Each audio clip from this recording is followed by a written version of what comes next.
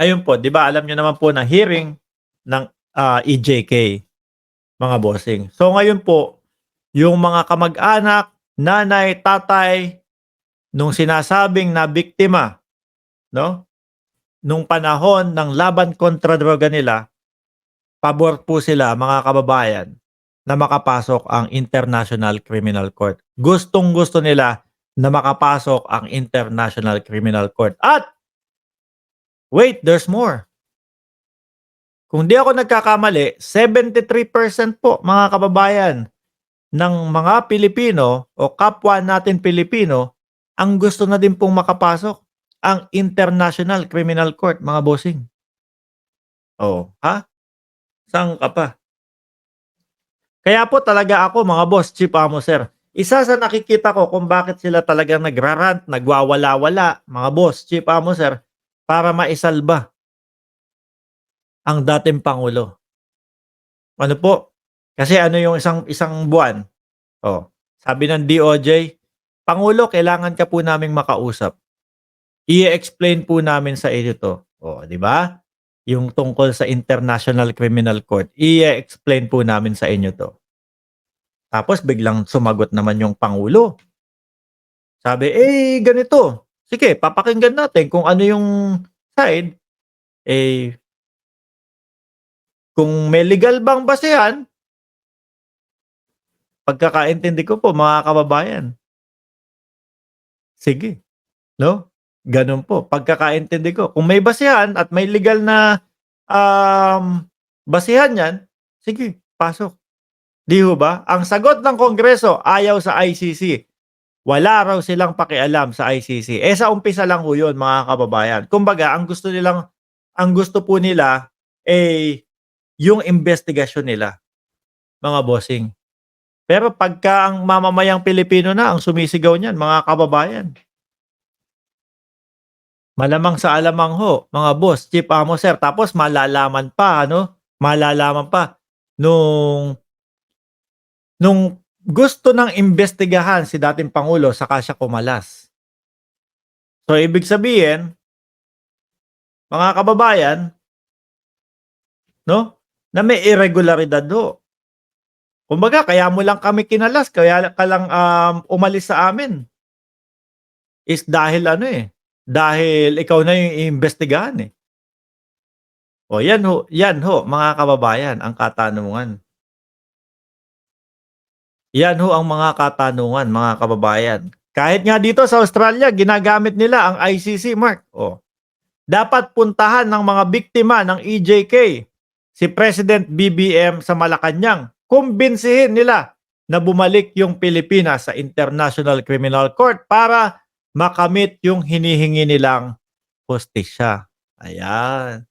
Pero ako ho mga boss, sa nakikita ko ho mga kababayan, sa nakikita ko ho, yung pag-explain na ho ng Department of Justice sa ating pangulo, tingin ko ano na 'yan, okey na 'yun, 'no? Naipaliwanag na ng maayos 'yun. Hindi lang siguro ngayon i-a-announce, pero makikita niyo naman ho sa galawan nitong mga ito, ng mga DDS, 'di ba? Makikita niyo ho sa mga galawan nila na ramdam nila na talagang, makakapasok at makakapasok. Maise-serve at maise-serve yung warrant of arrest, mga kababayan. At least maipaliwanag niyo ang inyong sarili dun. Oh, hindi naman po pagka isinerve na yung warrant of arrest, mga bossing, eh, ano na yun, kumbaga guilty na. Hindi, puwede ka pang magpaliwanag dun, 'di ba? Puwede mong mapatunayan dun, mabibigyan ka ng boses kung hindi ka talaga guilty, mga kababayan. Although siyempre panandalian siguro kung sakali talagang, hindi ka guilty, panandalian makikitulog ka muna sa kanila, mga bossing. Sabi ni Neil Deluta, crime against humanity, 'no, ang puwedeng ikaso kay Digong katulad ng mga lider sa African countries na hinuli at pinakulong ng ICC. Sabi ni Lakay Sarmiento, Sacramento, pagbayarin lahat ng may sala, Boss Mark, Idol, magkakaalaman. Mga DDS, karma is real.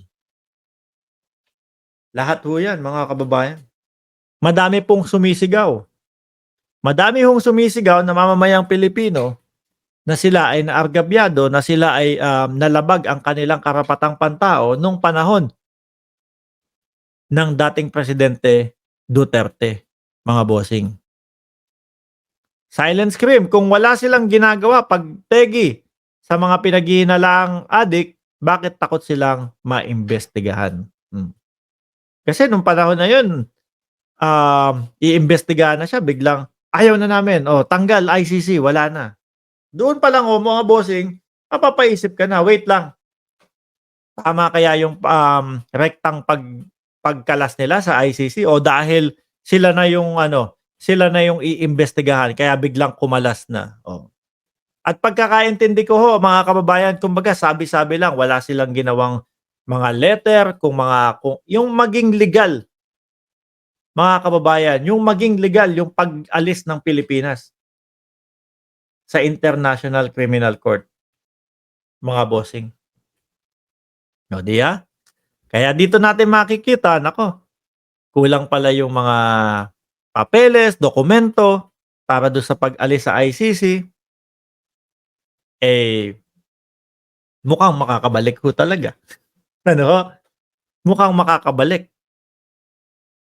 Di po ba? At tapos, maiisip mo din doon, baka kasi tinanggal lang dahil nga siya yung iimbestigahan eh. Paulit-ulit ako, no? Pero yun ho talaga yung posibleng maging dahilan ho, mga bossing, para makabalik ang International Criminal Court. At ang sigaw din po ng masang Pilipino, mga kababayan. Paano yan, Sir Mark? Pag-asa, korte na si Digong ng International Criminal Court, dyan masusubukan ang pagiging abogado niya. Baka ho malimutan lahat, mga kababayan. Di ba? Wala na akong maalala, ganyan. Ang tanong, pwede kaya yun dun? Ubra kaya yun dun, mga kababayan, mga boss, chief amo, sir? I hope ICC will come in specially. Tingnan nyo ho yung mga komento ng taong bayan, ng mamamayan. I hope ICC will come in specially when respondent are powerful and defiant. Sabi ni Cecilia, grabe ang buhay na nawala sa panahon ni Duterte. Bahala na si Lord sa kanya. Mamita, Star Talk, Electronic Youth, Idol kasi si Digong. Ang China kasi hindi kasali sa China sa ICC, boss, chief, amo, sir. China yun. Tayong Pilipino, tayong mamamayang Pilipino, yun ang tanong ho, mga bossing. Okay? Ma'am Bilma Belsonda, shout out po sa inyo.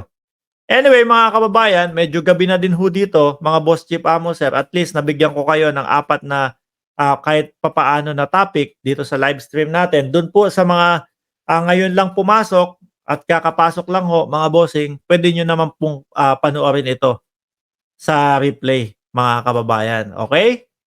Ayan, ako'y magpapaalam na po, pero babalik ako sa inyo bukas, mamayang gabi.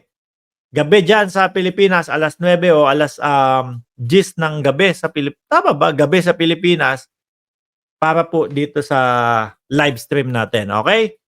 Magpapaalam muna ako. 366 viewers. Nandyan po ang like button. Pindutin nyo lang po yan para mas i-share po ni YouTube ang mga content natin sa araw-araw. Muli, maraming salamat and God bless po sa atin lahat.